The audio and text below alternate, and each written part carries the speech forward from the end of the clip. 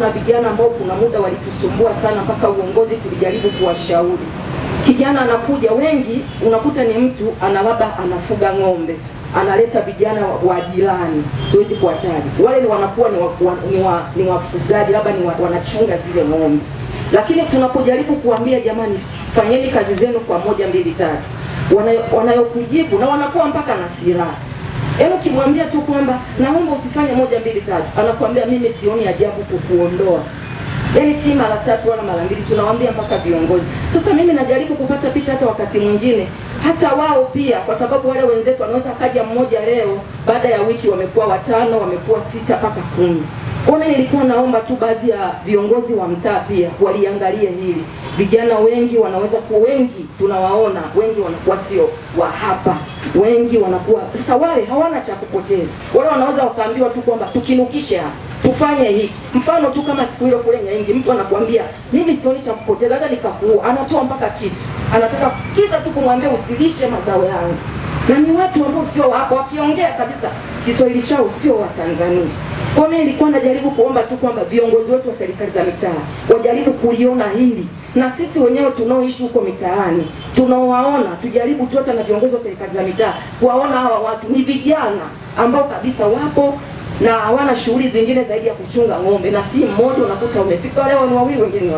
Kwa hiyo tujaribu tu kuliangalia hilo, maana hii amani ni amani yetu sisi sote. Tunapokuwa na amani tunafanya biashara, tunasafiri, tunalala vizuri. Kwa hiyo hii amani tuilinde tu pia, na tuzidi kuliombea tu taifa letu, hii amani tuendelee kuwa nayo, ambao ni urithi wetu. Asante mheshimiwa. Asante baba. Wanayokujibu na wanakuwa mpaka na silaha. Yaani ukimwambia tu kwamba naomba usifanye 1 2 3, anakuambia mimi sioni ajabu kukuondoa. Yaani si mara 3 wala mara 2, tunawaambia mpaka viongozi. Kwa nini nilikuwa naomba tu baadhi ya viongozi wa mtaa pia waliangalie hili. Tujaribu sasa hivi kuwa tunapata takwimu, tuwatumie wenye viti wetu wa serikali za mitaa, tupate takwimu ya wageni wanaoingia ndani ya mitaa yetu. Yaani tuwe na orodha.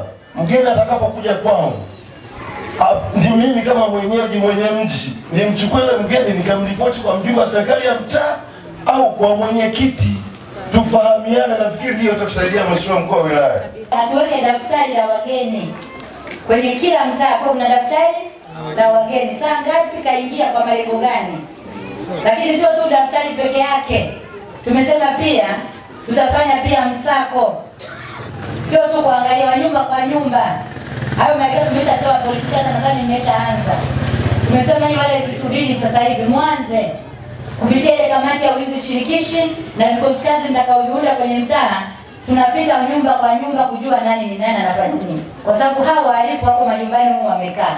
Usiku ni waporaji, wanakuja wanajikausha mle ndani. Tunataka tujue una watu 20 ndani wa nini?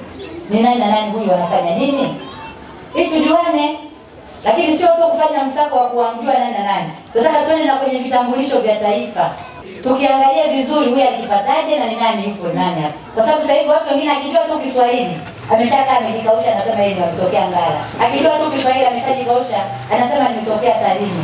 Lakini ukimchungulia ndani ya pazia, yule ni mhalifu kakimbia kutoka kwao.